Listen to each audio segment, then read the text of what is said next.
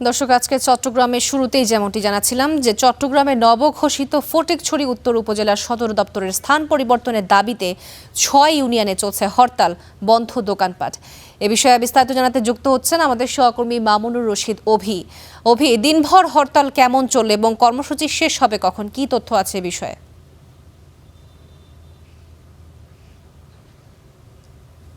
দিনভর কিন্তু হরতালই ছিল এবং সন্ধ্যা ৬টা বাজে হরতাল অবরোধ সেটি উঠানো হবে। এবং আমরা দেখেছি সকাল থেকেই বলা যায় ফটিকছড়ির যে উত্তরাঞ্চল এলাকা রয়েছে সেখানে প্রত্যেকটি সড়কগুলোতে কিন্তু যান চলাচল একেবারেই বন্ধ ছিল। বিভিন্ন সড়কে স্থানীয় যারা রয়েছেন তারা অবরোধ করে রেখেছেন, বিভিন্ন জায়গায় গাছের গুঁড়ে ফেলে, গাছ ফেলে, বিভিন্ন সড়কের টায়ার জ্বালিয়ে কিন্তু তাদের এই অবরোধ কর্মসূচি তারা পালন করেন।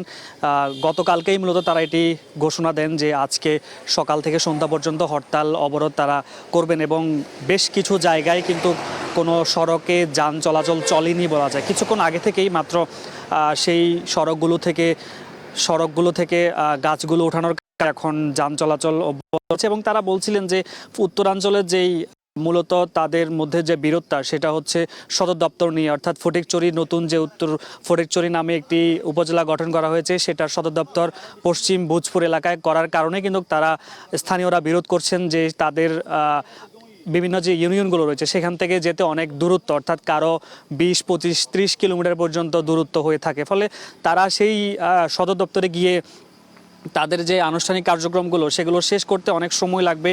এবং এই যেহেতু এটি প্রত্যন্ত এলাকা, এখানকার মানুষজন নিম্ন ও মধ্য আয়ের বেশিরভাগ মানুষ, সেক্ষেত্রে তারা গিয়ে তাদের যে আর্থিক ক্ষতি বা গাড়ি ভাড়া বিভিন্নভাবে ক্ষতি হচ্ছে এই বিষয়গুলো নিয়ে তারা বলছেন।